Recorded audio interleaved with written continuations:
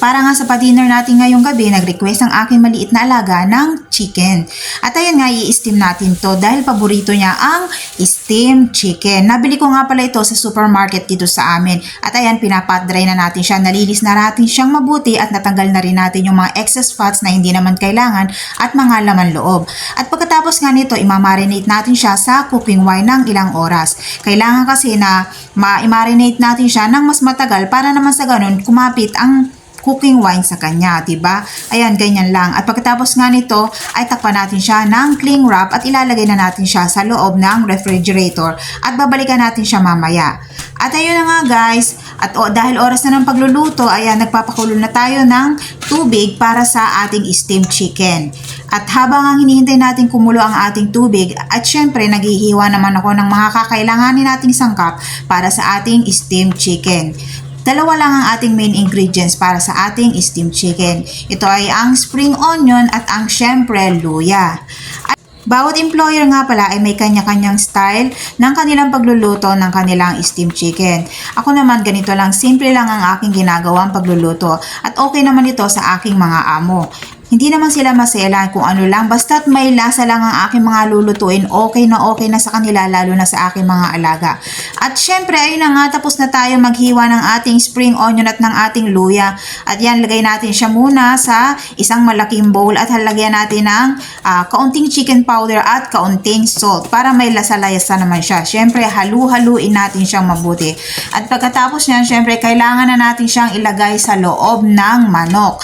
Ayan, para mas malasa siya. Syempre, habang ini-steam siya, mas kakapit yung lasa nung ginger at saka nung spring onion.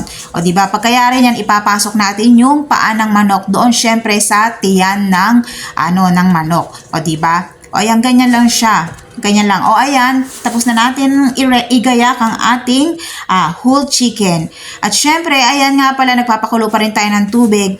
At kanina nga pala, na-boil ko na ang aming soup kasi mahilig ang aking mga amo sa soup. Kaya need nating mag-soup halos araw-araw. O ayan, ready na ang ating tubig. Steam lang natin siya ng mga 20 to 23 minutes. Pero dahil malaki naman ang aking manok, steam ko siya ng 23 minutes. Kailangan high fire, tapos wag mo siyang bubuksan hanggang matapos ng 23 minutes. Ayun na nga, tapos na natin siyang steam at tapos hayaan lang natin siya ng mga 10 minuto.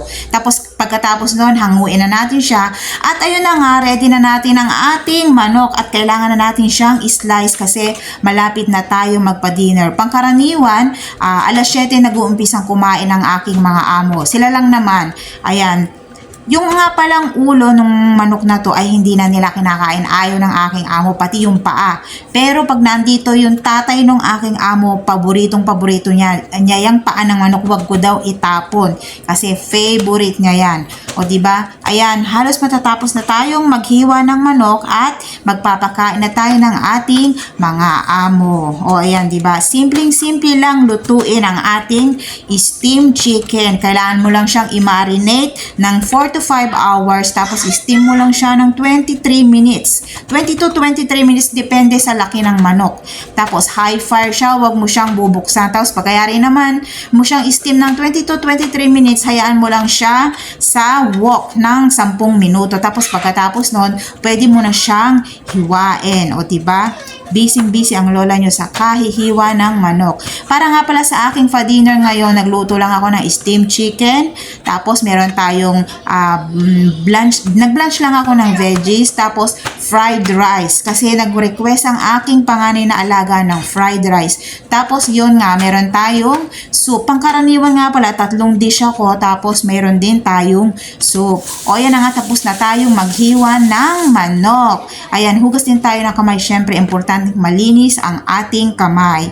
At eto na nga ang ating steamed chicken. Ayan, ready na siya. Nagawa nga rin pala ako ng dipping sauce. Gawa yan sa ginger tsaka spring onion. Tapos nilagyan ko lang siya ng konting asin.